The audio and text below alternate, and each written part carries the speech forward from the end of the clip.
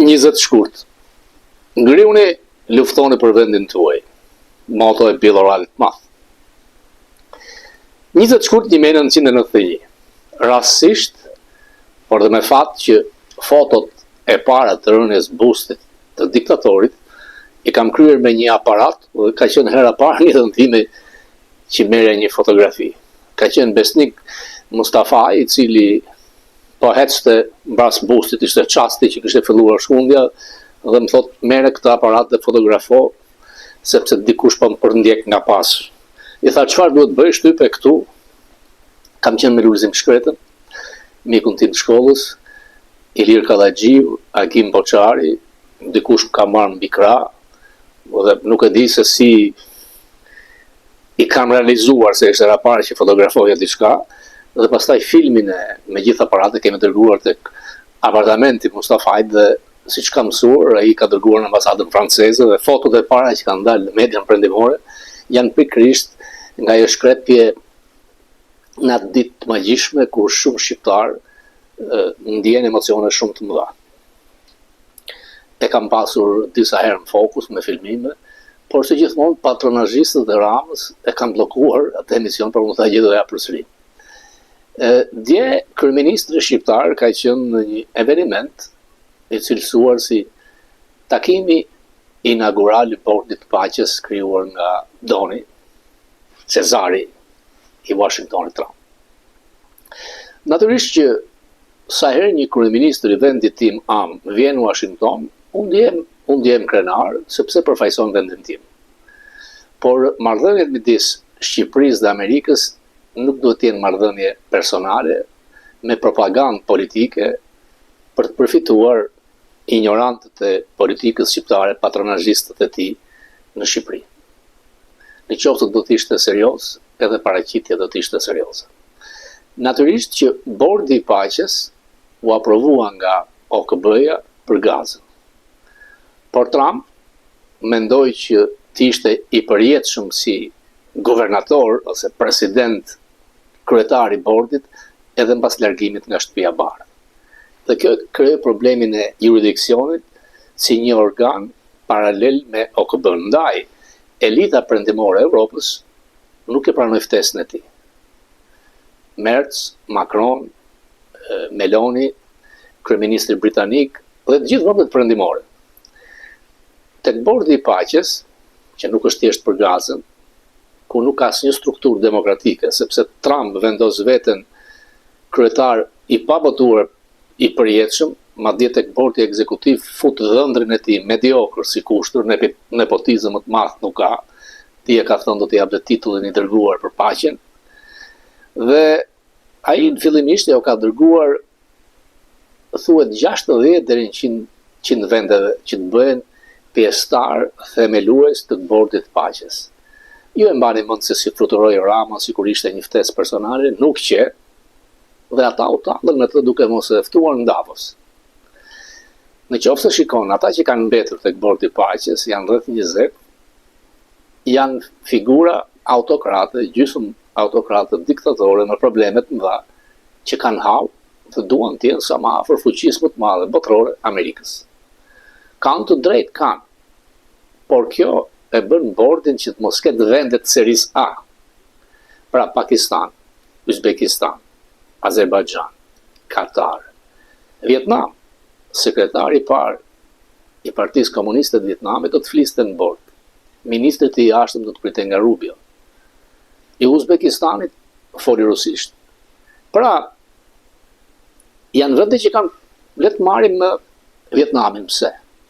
Sipas medias të majtë amerikane, se këtu del çdo gjë, $2 miliardë resorte për fëmijët e Trumpit në Vietnam. Presidenti i Indonezisë ka trusni të madhe në Indonezi. Është kapur në mikrofon kur i thot Trumpit që djali i yt të takoj mua, rreth $0,5 miliard deri $1 miliard. Witkoff, i cili qëndronte pa pikturpi tek ai podium i madh, nuk ka asnjë përvojë diplomatike. Si pas medias këtu po përfiton miliarda dhe ai. Është rasti i hotelit Roosevelt në Manhattan. Pronë e qeverisë Pakistanit, kanë pranuar që t'jenë 50 me qeverinë amerikane, por është si PPP.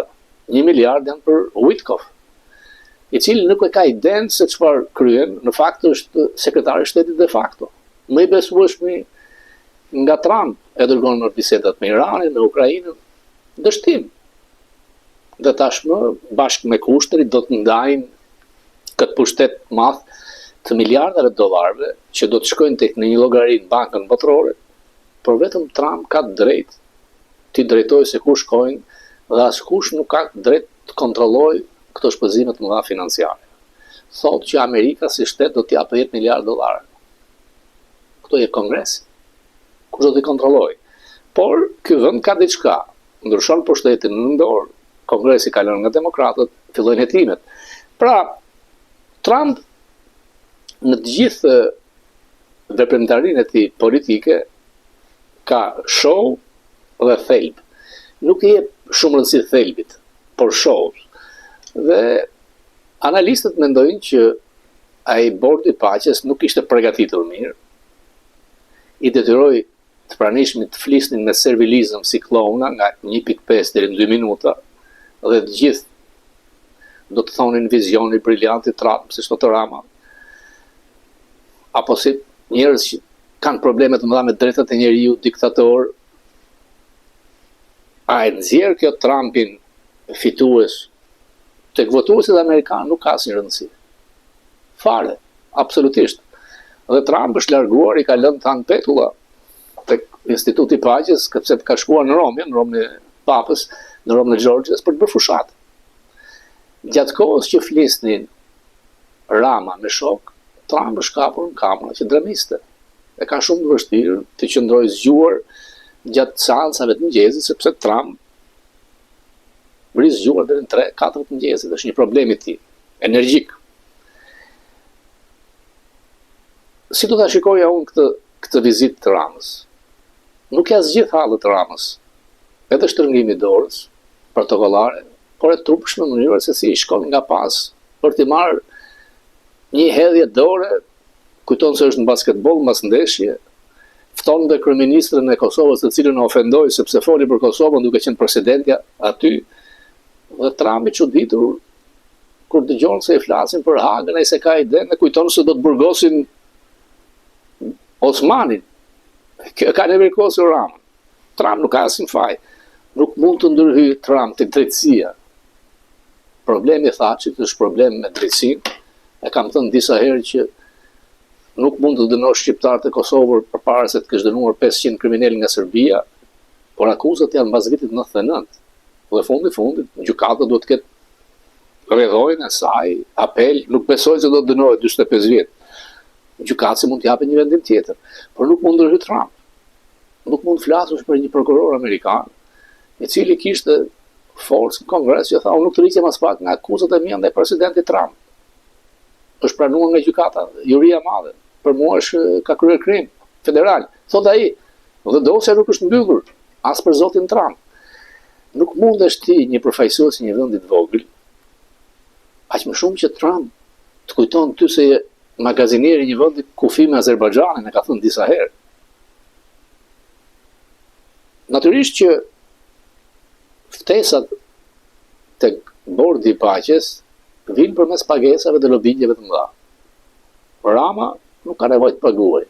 Janë rreth 200 milion deri në 250 milion favore të bëra për vajzën e presidentit Ivanka Zvërnec. Unë thash që nga Sazani janë tërhequr, tani është pezulluar, a janë tërhequr përfundimisht nuk e di, por nëse Kushtri do të marrë atë postin e dërguarit paqes, nuk mund të vazhdojë të merret me vjedhje, përfitoj miliarda dollar, sepse është barë me shpatullën e Trump. Dhe Kushtri nuk pati kur certifikat sigurie në mandatin e parë, nuk ka dhe tani. Nuk ka asnjë përvojë diplomaci. Absolutisht jo. Dhe nuk mund të bësh marrëveshje diplomatike kur nuk ke përvojë diplomatike, sepse tallet rusi, tallet kinezi. Megjithatë, forca e zyrës presidentit amerikan është sublime. Ndaj tij janë përkulur të gjithë, si klon, si bufon, sepse duan të marrin sa do pak vezullim nga ajo zyre e pushtetshme e superficisë vetme. Por shumë nga vizitorët mund të jenë habitur kur kanë parë një banderol të madhe me fotografinë e Trump tek fasada e Departamentit Drejtësisë, që do ta kishte zili edhe diktatori Azerbajxhanit, i Uzbekistanit, ai Indonezisë. Amerika përjeton në çaste ndryshimit të mëdha me Trump. Natyrisht që Trump u votuar për problemet këtu në Amerikë, as për Gazën, as për Ukrainën, dhe as për të pasuruar familjen e fëmijëve të llastuar. Por këtu ka drejtësi. Ky shtet funksionon. Madje kontrollon dhe vetë presidentin. Për vendet vogla, si ne, natyrisht që Amerika është aleat strategjik. Por hallet personale të çdo figure politike nuk mund të kalojnë me një shtrëngrim duarsh ose vrapim nga pas siklon. Jo. Spaku vazhdon. Edhe pse ndihem mirë që kryeministri i vendit tim na përfaqëson në një organ që nuk është siç duhet ishte nga ana demokratike, nga problemet mëdha perëndimit, por fundit për mua është që Kosova është aty. Kjo është suksesi për mua. Por presidenti i Kosovës u ofendua nga Rama kur ai foli në emër të Kosovës, nuk ka drejt. A ka pasur marrëveshje, nuk e di. Kurti do të marrë një vendim. Kosova duhet përfaqësohet nga kryeministri tek bordi i paqes. Të provojë dhe deri ku është toleranca amerikane ndaj tij. Ndërkohë që Rubio ka takuar ministrin e jashtëm komunist të Vietnamit, të Indonezisë, nuk ka pasur takim me Rama. Përse Rama ka marrë me vete ministrin e pushtetit lokal, vendor. Unë mund të them që Rama do të marrë me mira palestinez dhe luftëtarët Hamasit për të shtruar Shqipërinë. Ndaj është ministri i pushtetit vendor. Për çfarë? Ky është aktivitet i madh global. E McGonigal është thelluar. Brenda 3 ose 6 muajsh do të ketë të reja. Nuk ka fare nevojë të shkojë përsëri për gjykim, por me faktet e vjetra të cilat nuk janë përdorur në gjykat, ai ka shkelur, dhe faktet të reja do të rritet dënimi i tij. Soros ka hetime të thella për grup i strukturuar kriminal. Do të ketë arrestime masive edhe për këtë. Departamenti i Drejtësisë, FBI, është e zhytur thellë në këto hetime me porosin e Trump. Pastrimi i parave të oligarkëve dhe familjarëve të Ramës kanë kohë që janë në radarët e agjencive amerikane. Nuk e shpëton Ramën, nuk mbyllen këto hetime, nuk mbyllen akuzat që janë me qindra milion dollar transferta tek Abi Bank nga bashkëshortja e tij. Rama e di. Nuk mbyllen akuzat e Sinalos, e lidhjeve me trafiqet të qeveritarëve të Ramës dhe me persona që kërkojnë dhe kanë sanksione nga amerikanë. Për sa i përket akuzave të narkoshtetit, duhet jeni realist. Ju kam thënë që këto janë akuzat medias djathtë, jo të zyrtarëve amerikanë, sepse departamenti amerikan i shtetit ka ndryshuar tërësisht nga departamentet më parshme në deklaratat që japin. Por fizikisht Rama nuk ka shkelur në departament, deri në këtë çast. Duhet jetë në avion. Dhe kur ti sillesh si bufon, si klon, që shkon në bazdonit, ose kur flet me fjalë të mëdha kur ai është duke dremitur e kapur në kamera, pse shkon te Atlantic Council i George Sorosit? Sepse ti dihet që lidhet me Sorosin i ke. Nuk mund të jesh sharës ndaj Trump, fundi i njerëzimit, të bësh video për Macronin dhe të vish të lëpish si servil i përshtirë. Nuk është ky përfaqësimi që unë do të doja nga një kryeminist i vendit tim. Duan apo s'duan vizita zyrtare në Shtëpinë e Bardhë, 2 herë ka bërë vetëm Berisha. Rama hyri tek Shtëpia e Bardhë pas pazareve në takim dhe në tryezi uli një trafikant i dënuar në Shqipëri. Natyrisht që ky vend i madh ka vëmendje të madhe për figura si Rama apo vendet vogla. Por ne ekzistojmë nga ky vend, ndaj do të jemi serioz. Unë shikoj një urrëtie të madhe, i pakënaqësi që pse Trump nuk ka ardhur në pushtet në Amerikë për të shtuar as PD-n, as për të larguar PS-n, të jemi realistë. Është votuar këtu për Amerikë. Natyrisht që fryma e djathtë është për të mbështetur djathtën, por nuk ai s'mbështet kënd. Dhe kur bëri prezantimin e patë thatë, i nderuar që është Rama, të tjerëve i foli me elozhe, është mënyra se si ai flet, kaq di ai për Rama. Kaq. Në qoftë se ju do të zgjidhni Bashkimin Finën, kryeministri do të ishte ai Wilson Ahmeti, Meksin, kushdo. Është zyra, po ftesa ka qenë për Shqipërinë, nuk ka pasur emër personal. Ka gjasat këtë qenë për Begaj, milionat e dollarëve, përdorimi e breve, Netanyahu, e çoi atje. Sukses privat nuk i shpëton asnjëherë. Ja them edhe një herë. Dosja me Meghanën nuk mbyshet. Nuk mbyllet. Hetimet ndaj pastrimit të parave të oligarkëve afërtit të gruas të Api Bank, jo. Lidhjet me Sinaloa, jo. Absolutisht. Absolutisht. Oksigjen, po. Rama problemet i ka me shqiptarët. Rama problemet i ka me socialistët e ndershëm. Rama është kapur keq nga krimi. Zotëri. Dakord, nuk ka asgjë të keqe që të ngresh një problem për një figurë shqiptare. Do të thojë edhe të lumt. Por ti mban lobin ish pastruesin e Athinës. Nuk mund të përflasësh ti prokuror amerikan. Sepse prokuror amerikan kanë hetuar ty. Është 8.000 faqe dosja me Meghanën. Edvin. Nuk ikën. Dhe natyrisht një shtrëngim dore nga zyra që përfaqëson se ti ke qenë privat në përperëndim. Dhe nuk ka nevojë ta them unë. Ta ka thënë Nano. Ke qenë poshtë urave, ke shitur ikonat. Madje ai shkon dhe thonë pa prerë, nuk po shkoj deri atje. Se në Amerikë nuk e pasur shans të vije përpara 97-s. Apo jo. Por në 97-ën ti hidhje vrerë, bashkë me një shok që mbante kapele Che Guevare, kundër qeverisë shtetit shqiptar. Nuk të sponsorizon të Nano të shkruaje tek New York Times.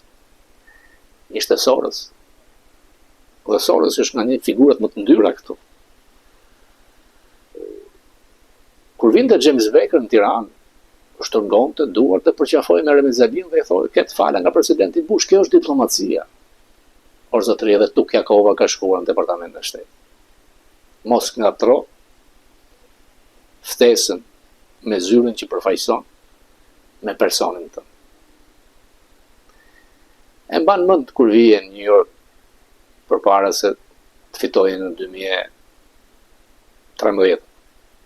McDonald's i luteshe Andi Sarasanit të çonte në studio. Dhe mbase fitove, duke vjedhur miliardë dollar, ti guxon i hedh dorën qaf Macronit, Trumpit, sepse ti mund të kesh disa herë miliardë dollar më shumë se ata. Por fundi matmët. Dhe fundi është i keq për ata që bëjnë këqija për kombin e vet. As nuk diskutohet dhe në këtë 20 shkurt mendo pak. Ti mund të jesh në avion, mund të bësh takime me stewardesën, me ndihmës pilotin.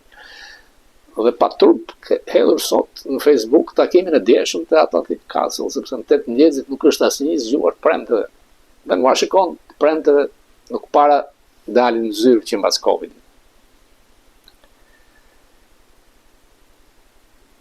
E keqja në Shqipëri ka një emër. Ai quhet Edvin Rama. Sado t'ja kanë shkruar atë mini fjalim 2 minutësh, që aty duket se bëri namin. Duke mbrojtur Trump për OKB-n, nuk ka ngelur OKB-ja të mbrojt në Rama. Sepse ti si ligavec në kohën e Bidenit, ty të futën të bashkë drejtues Këshillit të Sigurisë, ta bërin deri në ky vend i madh. Me tani kërkon ta sabotosh, a ke kaq fuqi? 2 javë përpara ishe pro Kinës. Por ne kemi rrezitur të gjithë me pasaportën evropiane. Por në minutë të bën në ngrat. Unë ku ta gjej që ti të ndërtosh marrëdhënie serioze me këtë vend të madh. Sepse ne ekzistojmë për tyre. Por kjo nuk t'i heq hallet. Nuk ta mbyll dosjen me Gamit.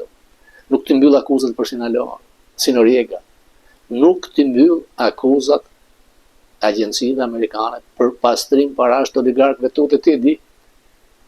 Bashkëshortes të ndës të hapi bank, $100 milion transferta. Dhe ti ke frikë, edhe nga Zvicra, ku pritë të flasë më shumë. Ai që ka qenë bashkëpunëtori jut më i afërt dhe të di pisliqet mbase edhe më shumë se sa ish pastruesi i Athinës. Edhe një herë kthehem 20 shkurtit, asaj dite të bukur, madhështore, kur e gjithë Tirana doli në të shesh, jo thjesht shkurte një bust të metalt, por duke menduar që Shqipëria shpëtoi nga një e kaluar e keqe diktatoriale dhe po hynte drejt ëndrrës së Evropës. Kanë kaluar thuajse 35 vjet dhe shumë nga ata ndihen të zhgënjur natyrisht, duke pasur kryeministër një të tillë, por edhe figura anti-shqiptare në politikën e Shqipërisë. Shqipëria natyrisht që meriton më shumë. Shqiptarët ndershëm ka me qindra mira si në Shqipëri, por dhe në përbot. Dhe këtë da them që janë me mira dje me vajzat shkolluar, që na bëjnë të gjithë të ndjehemi krenar. Unë them, dhe unë mendoj se disa prej tyre mund ta kishin shpëtuar Shqipërinë. Unë besoj. Faleminderit.